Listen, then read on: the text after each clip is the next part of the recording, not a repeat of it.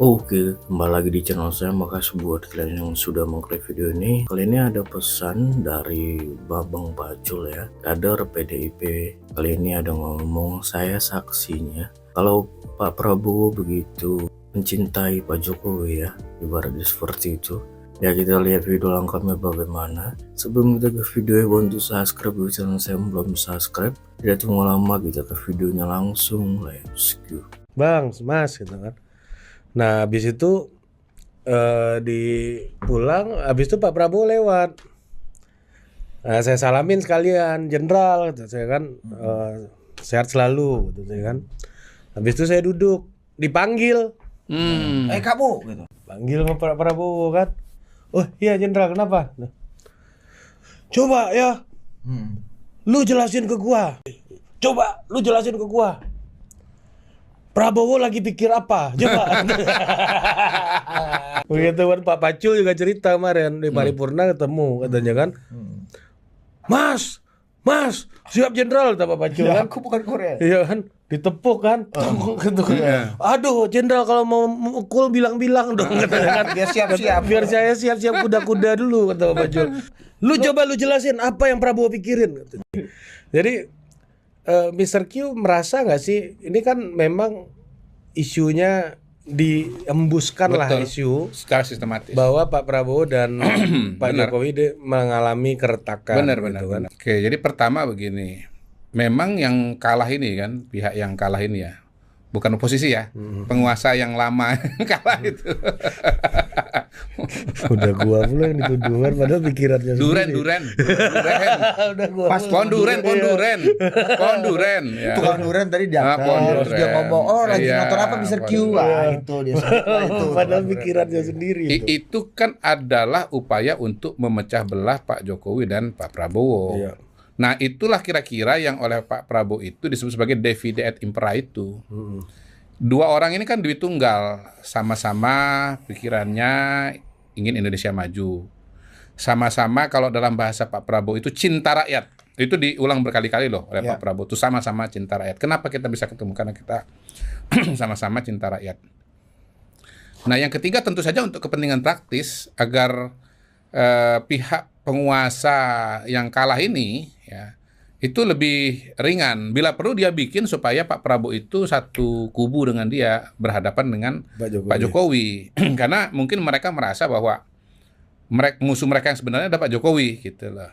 Nah, Pak Prabowo itu jalan bareng dengan Pak Jokowi, dan karena itu mereka ingin pecah itu. Supaya Pak Prabowo juga ikut musuhin Jokowi bersama-sama mereka.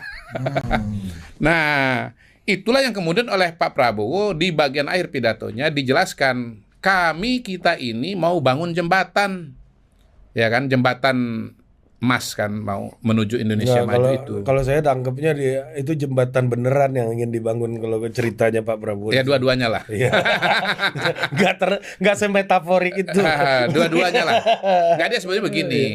Dia metafora, tapi sebetulnya dia kan menggambarkan dia membangun jembatan kan. Itu kan metafor untuk menggambarkan rencana dia membawa Indonesia jadi negara maju kan.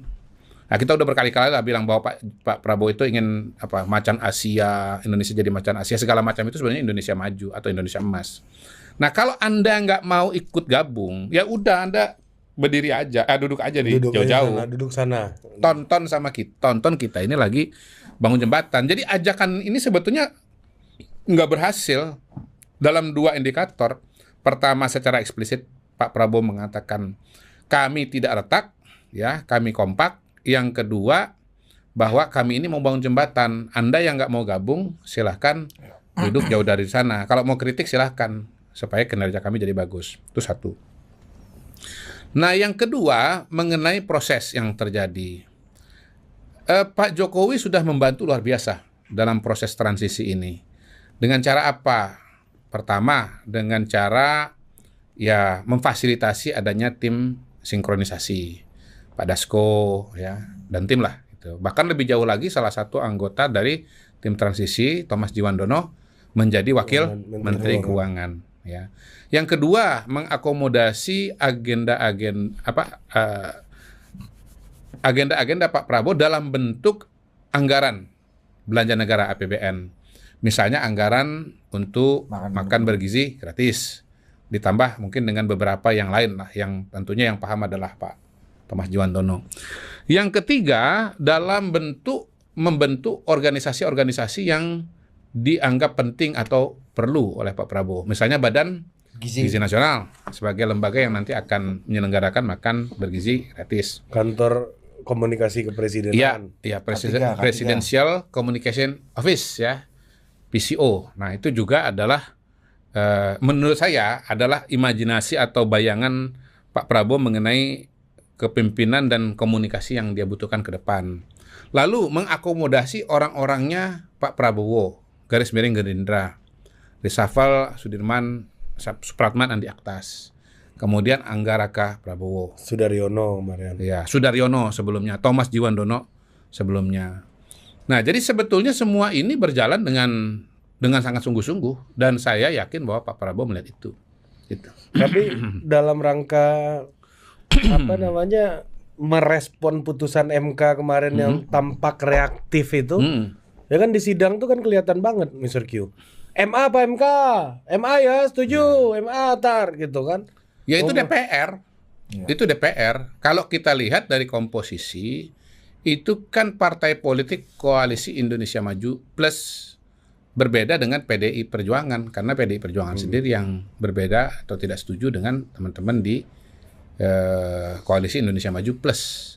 Kalau saya melihatnya itu proses di DPR, dan hemat saya itu yang terjadi. Ada keputusan MK, ada rencana dari DPR untuk revisi undang-undang. Gitu. Nah, pada titik itulah saya mengatakan bahwa ya MK itu sudah kebablasan karena dia yudikatif tapi kerjaannya legislatif. Gitu. Kalau memang betul MK tuh mau kayak begini, menurut saya DPR berhenti aja. Iya. Semua undang-undang tuh biar dibikin aja, ditulis aja oleh Mahkamah Konstitusi. Nah, itu bagus banget. Kenapa? Satu ya, tidak akan ada judicial review. Karena final and binding. Nah, karena yang bikin dia, gitu. Nanti kalau orang mau judicial review terhadap undang-undang yang ditulis sama Mahkamah Konstitusi pasti menolak karena ini bertentangan dengan diri saya sendiri. Itulah titik paling kelucuan dari MK sekarang ini. Titik ekstrimnya, kalau MK itu boleh nulis undang-undang, nulis ayat, nulis pasal, biarkanlah, ya, bayangkanlah bila seluruh undang-undang itu dikerjakan oleh Mahkamah Konstitusi. Nggak ada lagi tuh DPR. Meskipun secara substansi putusan MK kemarin dipuji-puji, dari Mahkamah Keluarga jadi Mahkamah Keadilan justru lagi. Itu bos, kalau MK ini dianggap sudah tobat, tanggung, bikinlah dia jadi orang suci sekalian. Dengan cara apa? Seluruh undang-undang itu yang biasanya dikerjakan oleh DPR itu kita serahkan saja kepada Mahkamah Konstitusi untuk menulisnya. Pasti bagus, pasti tokcer. Karena ini semua adalah orang-orang yang wisdomnya sudah di atas rata-rata manusia Indonesia. Udah nggak punya kepentingan lagi. Sudah hatinya suci, ya. Dan mewakili tiga rumpun. Di atas para ahli agama, di atas para ahli teknik, di atas para ahli hukum. Kalau ahli hukum yang itu ahli hukum biasa, ini ahli hukum, maha hukum. Karena Mahkamah Konstitusi final and binding, pasti bagus. Gitu. Bagus kan rekomendasi saya kan? Konkret kan? Gitu supaya kita tidak ada pembelahan-pembelahan, perbedaan-perbedaan lagi. Kalau sekarang DPR masih menulis undang-undang, membuat undang-undang, walaupun itu adalah amanah konstitusi, jelas-jelas pasal 20, 20A, 21. Tetapi ya itu kan kerjaannya manusia. Penuh banyak kepentingan, partai politik kepentingan sempit, bagian dari perpanjangan tangan kekuasaan, populisme otoriter. Itu. Kalau pakai tesis itu, udah Mahkamah Konstitusi aja yang bikin undang-undang, nggak pusing kita udah bos, nggak pusing kita. Ya, itu kalau konsisten. Yeah. By the way, Mr. Q, ini beberapa hari terakhir ini lagi rame banget nih. Apa tuh? Ya, ada anggapan Pak Prabowo lah yang kemudian menjadi hero, yang membereskan, membatalkan ke. Oke, itu deh video itu. Menurut kalian, coba komen di bawah dan sampai bertemu di video saya selanjutnya. Bye.